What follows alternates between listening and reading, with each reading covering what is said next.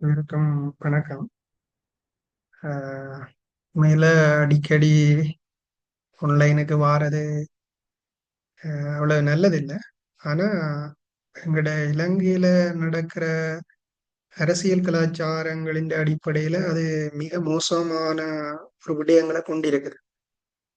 குறிப்பாக பாத்தீங்கன்னா தங்கட தொகுதியில தெரிவு செய்யப்பட்ட பாராளுமன்ற உறுப்பினர்கள் உண்மையில வெள்ளம் எங்கட வீட்டுக்கும் வந்துட்டுதுன்னு ஒரு சாட்டை சொல்லிட்டு அவர்கள் நினைச்சிருந்தா அவர்களை காப்பாற்றுறதுக்கு பாதுகாப்பு படையினர் இருந்தவ.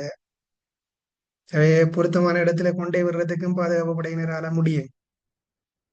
ஆகவே வெளிநாட்டில பெற்றுக்கொண்ட காசுகளை மக்களுக்கு செலவழிக்க விருப்பம் இல்லாம சில உணர்ச்சி வசமான பேச்சுக்களை பேசிட்டு அதுக்கு மூலம் கிடைக்கிற வருமானத்துல உயிர் வாழ்ந்து கொண்டிருக்கிற சில பாராளுமன்ற உறுப்பினர்கள் தங்கட வடக்குக்கு தங்கட தொகுதிக்கே போய் மக்களை பார்க்காம அரசாங்கம் மக்களுக்கு அதிகூடுதலான நிதி உதவிகளை ஒதுக்கீடு செய்திருக்கின்றதையும் அது அந்த நிதி அந்த மக்களுக்கு தேவையில்லை என்ற அடிப்படையில தான் அந்த பேச்சு அமையுது. உண்மையில அரசாங்கத்தால சுற்று நிருபம் வெளியிடப்பட்டிருக்கு. அதுக்கு அப்பால அது பிரதேச செயலாளர்களிடம் பாரப்படுத்தப்பட்டிருக்கு. அதுக்கு அப்பால பாதுகாப்பு அமைச்சின் சுற்று நிருபங்களை அனைத்த நேரங்கள்ல இருக்கிற சுற்று நிருபங்களை ரெஃபரன்ஸா சொல்லி இருக்கணும். ஆகவே இந்த அடிப்படையில தான் அந்த செயற்திட்டம் முன்னெடுக்கப்பட போகுது. ஆகவே அதுக்கு பொருத்தமான அசஸ்மெண்ட் ஒன்று தேவை. ஏனென்றா இப்பதான் 30ஆம் தேதியிலிருந்து இப்ப ஒரு குறுகிய காலத்துல தான் அந்த மக்கள் தங்களோட இடங்களுக்கு போயிருக்கணும். அப்ப அது இந்த ரெபிட் அசஸ்மெண்ட் ஒன்று செய்ய வேணும். அது உடனடியாக செய்ய முடியாது. அது செய்ததுக்கு பிறகுதான் அந்த நிதி வந்து விடுவிக்கப்படும். நிதி விடுவிக்கப்படுகையும் பல்வேறு ஆவணங்கள் சமர்ப்பிக்க வேணும். சும்மா பெட்டி கடையில கொடுக்குற மாதிரி காசு கொடுக்குறீங்க அரசாங்கம் முதல்ல அது தெரிய வேணும். இங்க இருக்கிற பிரச்சனை என்னென்றா மருத்துவர்கள் என்றா மக்கள் மத்தியில மரியாதை இருக்குது. அதை சிலர் வந்து தவற பயன்படுத்த யோசிக்கணும். அவர்களை பொறுத்தவரையும் தங்களை தவிர கிராம மட்டத்தில் இருக்கிற ஆட்கள் யாரும் படித்தவர்கள் இல்லைன்றது இந்த நினைப்பு. உண்மையில இந்த பல்கலைக்கழகங்கள்ல பீப்பர் குவாலிஃபிகேஷன் வச்சிருக்கிறார்களை விட கிராமத்தில் இருக்கிற ஒவ்வொரு முதியவர்கிட்டையும் ஒவ்வொரு மக்கள்கிட்டையும் நாங்கள் படிக்க வேண்டிய நிறைய பாடங்கள் இருக்குது. அவர்கள் ஒவ்வொன்றும் ஒவ்வொரு புத்தகம். எங்க வில்லேஜில் இறங்கி அவர்களோட காட்சி பார்த்தா தெரியும்.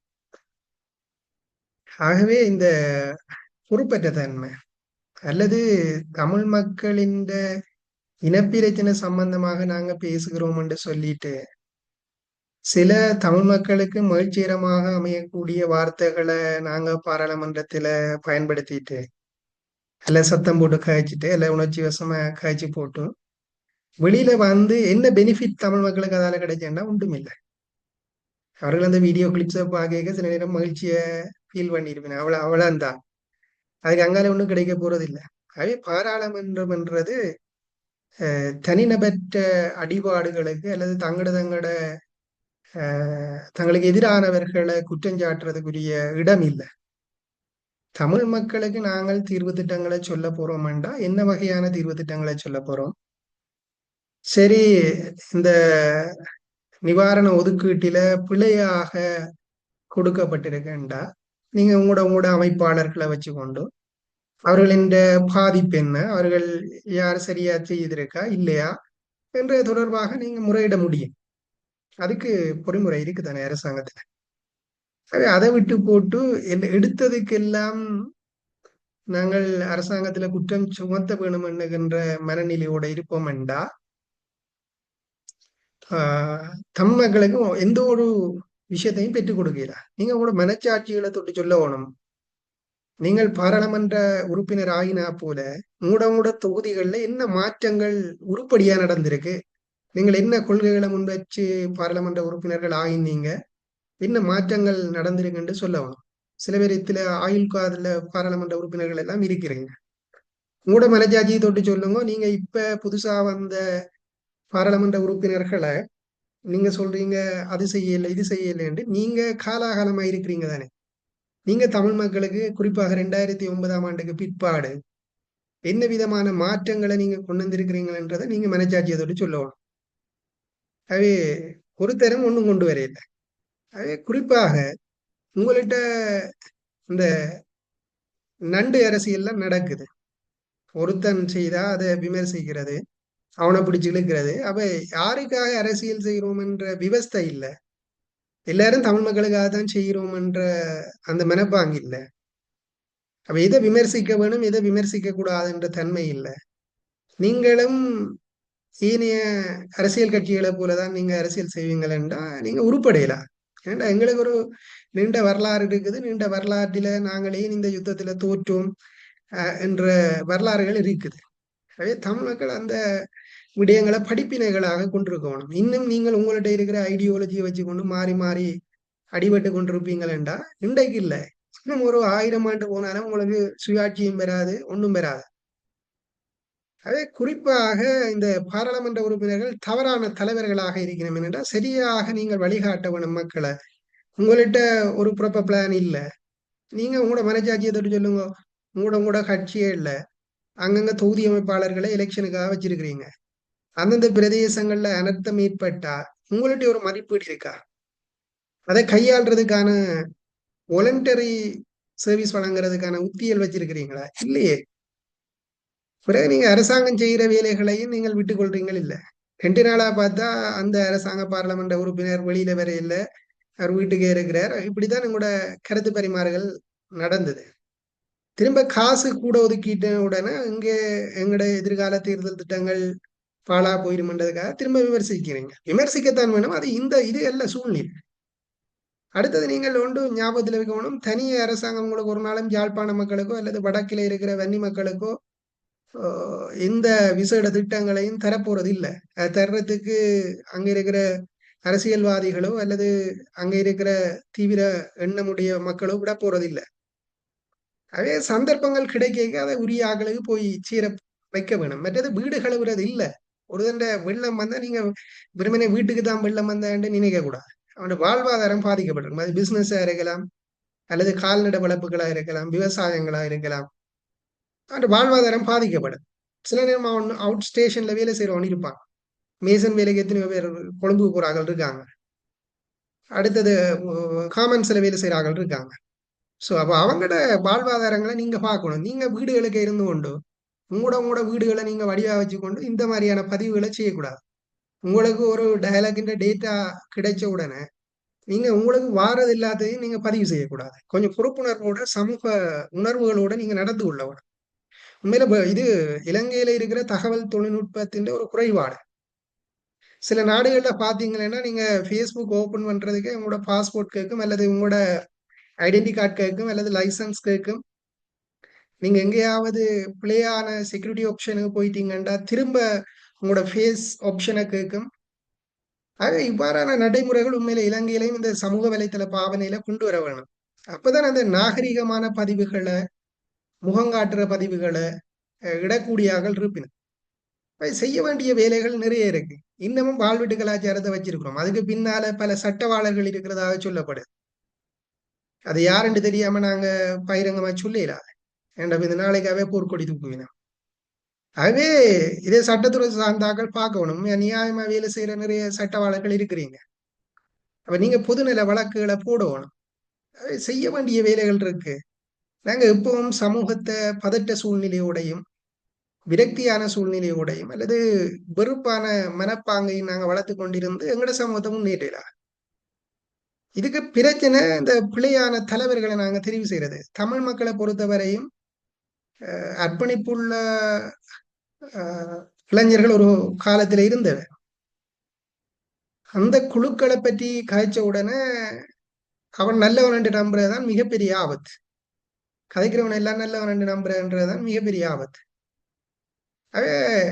நீங்கள் எதிர்காலத்துல என்னதை செய்ய வேணும், எதிர்காலத்துக்குரிய திட்டங்களை எப்படி கொண்டு போகணும்ன்றதை இப்ப இருக்கிற இளைஞர்களை நீங்க வழிப்படுத்தணும். அதை சரியா செய்யணும். இதை அதை விட்டுட்டு எனக்கு முரண்பாடான கொள்கை உடையவனை வாழால வெட்டுறதுக்கும் அல்லது அவனுக்கு ஏதாவது போதையை கொடுத்துட்டு அவனுக்கு எதிராக வேலை செய்யணும் சொல்றதால ஒன்றும் ஆயிட போறது இல்லை. இது கூட சமூகம் இன்னும் கீழ் நிலைக்கு போறதுக்கான வாய்ப்புகள்லாம் கூட. அவே நீங்க உங்களோட மனச்சாட்சியை தொட்டு சொல்லுங்க பாப்போம். யாழ்ப்பாணத்துல எத்தனை தூதுவர் ஆலயங்களை அல்லது எத்தனை வெளிநாட்டில இருக்கிற பிரதிநிதிகளை கூப்பிட்டு நீங்க மாநாடுகளை நடத்தி இருக்கிறீங்க யாழ்ப்பாணத்துக்கு அபிவிருத்திக்கு. அரசாங்கம் செய்கிறது ஒரு விதம் இருக்கட்டும், சில விடயங்களை நாங்கள் மாற்ற முடியாட்டி நாங்கள் அதில இருந்து எவ்வாறான தந்திரோபாய திட்டங்களை முன்னெடுக்க வேண்டும் என்று பார்க்கணும். நாங்க எப்பவும் ரெண்டு போர்க்கொடியை தூக்கி கொண்டு அரசாங்கத்துக்கு எதிராக காய்ச்சி கொண்டு திரும்பவும் அரசாங்கம் செய்யும் என்று எதிர்பார்த்து கொண்டு இருந்தா அரசாங்கம் செய்யாதானே. ஏன்னா நாங்க போர்க்கொடியை ஒரு பக்கம் தூக்கி கொண்டு எல்லா திட்டங்களையும் அரசாங்கத்துக்கு எதிராக விமர்சித்து கொண்டு இருந்து கொண்டு அரசாங்கம் செய்யும் என்று அரசாங்கம் செய்யாது. இதுக்கு நீங்க வியாக்கியானம் சொல்லலாம். எங்கட மக்களோட பணத்திலையும் இருக்கணும்னா அது இன்னொரு பக்கம். அது இலங்கையில இருக்கிற கான்ஸ்டிடியூஷனை நீங்க மாத்தாத வரையும் இந்த நிலை மாற போறது இல்லை. அப்ப இதுக்கு அப்பால நீங்க என்ன செய்ய போறீங்கன்றதை பார்க்க வேணுமே. அதை விட்டு போட்டு எப்ப பார்த்தாலும் உங்களோட நலன்களுக்காக வெளிநாட்டில இருக்கிற ஆட்களை மகிழ்ச்சி படுத்துறதுக்காக பாராளுமன்றத்துல 4 கதையை காய்ச்சி போட்டு பிறகு எங்கட மக்களுக்கு எதிராக காய்ச்சா அவ்வளவு நல்லம் இல்லை தானே. இதுக்கு பிரச்சனை என்னன்னா யார் காய்ச்சாலும் அவர்களுக்கு எதிராக கொடி தூக்கப்படும் என்னங்கிற பயம் இருக்கு. அதனால நிறைய பேர் விஷயம் தெரிஞ்சாக காய்க்காம இருக்கிறான். எங்களை விட விஷயம் தெரிஞ்சாக நாட்டில இருக்கிறான். நல்ல கெட்டிக்காரர் இருக்கிறாங்க, நல்ல இளைஞர்கள் இருக்காங்க, துடிப்பான இளைஞர்கள் இருக்காங்க. அவங்கள ஒதுங்கி இருக்கிறதால இந்த இடைவெளிய பொருத்தம் இல்லாதவர்கள் அல்லது சுயநலனுக்காக அதை பயன்படுத்தி கொள்ளின. ஆகவே தயவு செய்து இந்த மக்களின் தலைவர்கள் என்ற போர்வையில பாராளுமன்றத்தில் இருக்கிற சிறப்பு அதிகாரங்களை பயன்படுத்தி உங்களோட தனிப்பட்ட சண்டைகள்ல ஈடுபடாம தமிழ் மக்களுக்கு ஆக்கப்பூர்வமா என்ன செய்யணும். நீங்க பாராளுமன்ற உறுப்பினரா இருந்து எந்தெந்த தூதுவர் ஆலயங்கள்ல இருக்கிற பிரதிநிதிகளை நாங்க சந்திக்க வேணும். அவர்களிட்ட இருந்து ப்ரப்போசல்களை எழுதி எங்களிடம் இளைஞர்களுக்கு இவ்வாறான பயிற்சிகளை நாங்க வழங்க வேணும். சிவில் கட்டமைப்புகளை எப்படி திரும்ப ஆரம்பிக்க வேணும். அடுத்தது அந்த இரணமடுவை நாங்க கொண்டிருக்கிறோம், கட்டுக்கரை குளத்தை கொண்டிருக்கிறோம். உண்மையில ஒவ்வொரு வருஷமும் மழை பெய்தா இரணமடை பெருக்கெடுத்துடுது. இரணமடை குளத்தால பாதிப்படையினம் நிவாரணத்தை கொண்டு ஓடுறோமே தவிர உண்மையில அதுல இண்டிவிஜுவலானாக்கள் நிறைய பேர் ஹெல்ப் பண்ணினோம் இல்லைன்னு இல்லை. அது இந்த நேரத்துல அவர்களை அப்ரிசியேட் பண்ண வேணும். ஆனா காலப்போக்கில் அது ஆரோக்கியமானது அல்ல. அத ஒன்றில் அரச கட்டமைப்புகள் என்ன செய்யணும் என்று சொன்னா ஒரு முறைமைப்படுத்தப்பட்ட நிர்வாகங்களை அதை கொண்டு வரணும். எல்லாரும் இப்படி யோசிக்கணும், எல்லாரும் செய்யற உதவி வெவ்வேறு ஆக்கள்கிட்ட அது போமா இருந்தா அது 100% கிடைக்குதா இல்லையான்றத சொல்லலாம். அது சிலர் செய்வினம், சிலர் செய்ய மாட்டேனும், அது வேற. ஆனா உண்மையா ஆத்மார்த்தமா தண்டை ஆசைப்பட்டு செய்யறவனும் இருக்கான். அப்ப அதை நீங்க நிறுவனமயப்படுத்தணும்டா உண்மையில இன்றைக்கு வரைக்கும் சொல்லுங்க பாப்போம். கிளிநொச்சியில இருக்கிற ஆர்டிஎஸ்க்கும் கிராமங்களுக்கும் யாழ்ப்பாணத்துல இருக்கிற ஆர்டிஎஸ் கிராம தலைவர்களுக்கும் இடையில எத்தனை பேருக்கு இடையில தொடர்புகள் இருக்குன்னு சொல்லுங்க பாப்போம். ஆனா நீங்க தேர்தல் காலங்கள் அல்லது உங்களோட மேதின ஊர்வலங்களுக்கு கூட்டிக் கொண்டு போறீங்க தானே, பஸ் விட்டு ஏத்துறீங்க தானே. ஆனா உங்களுக்கு அந்த மக்களுக்கு வரப்போற இடர களைகிறதுக்கு அவர்களுக்கு இடையில ஒரு நெட்வொர்க்கிங்க நீங்க ஏற்படுத்தல. அப்படி உண்மையில ஏற்படுத்துவீங்களா இருந்தா அங்க இருக்கிற சமூக மட்ட அமைப்புகளுக்கும் இங்க இருக்கிற சமூக மட்ட அமைப்புகளுக்கும் நீங்கள் ஒரு தொடர்பாடல் வசதி ஏற்படுத்துவீங்களா இருந்தா இப்படி இளைஞர்கள் தனியே காசு ஏத்து கொண்டு இருக்க மாட்டேங்க. என்னண்டா உங்களுக்கு கொடுக்க விருப்பம்டா அந்த பிரதேசத்தின் அல்லது அயல் பிரதேசத்துல இருக்கிற ஒரு கிராம மட்ட அமைப்புக்கு அந்த காசை விடுவிச்சு நம்ம சொன்னா அவ பார்த்து கொள்ளுவேன். இதுல ஊழல் வரும், அது வரும், இது வரும் வேண்டாம், எல்லா இடத்துலயும் தான் வரும். அப்ப அதுக்கு நீங்க என்ன செய்யணும்டா ஒரு ஒரு ஒரு கிராமத்துல மாதர் சங்கம் இருக்கு, கிராம உறுதி சங்கம் இருக்கு, சனசமூக அமைப்புகள் இருக்கு, இளைஞர் கழகங்கள் இருக்கு, அதை விட அறநிலையத்துறை இருக்குது, அதாவது மதம் சார்ந்த விஷயங்கள் எல்லாரையும் சேர்த்து நினைச்சு செய்தீங்கன்னா அதுல தவறுகள் வாரதுக்கு இடம் பெறாது. அதுவே அதுக்கு முதலே இப்படி ஒரு நிதி கொண்டு விடுவிக்கப்பட்டா எந்தெந்த முறைகளுக்கு கீழே அது பகிர்ந்தளிக்கப்பட வேணும் அல்லது யார் யார் சேர்ந்து இந்த பாதிக்கப்பட்டவர்களுக்கான நிவாரணங்களை வழங்க வேணும் அல்லது அசஸ்மெண்ட் செய்ய வேணும் என்ற ஒரு பொறிமுறை இருக்குமே இருந்தா தவறுகள் வராதுதானே.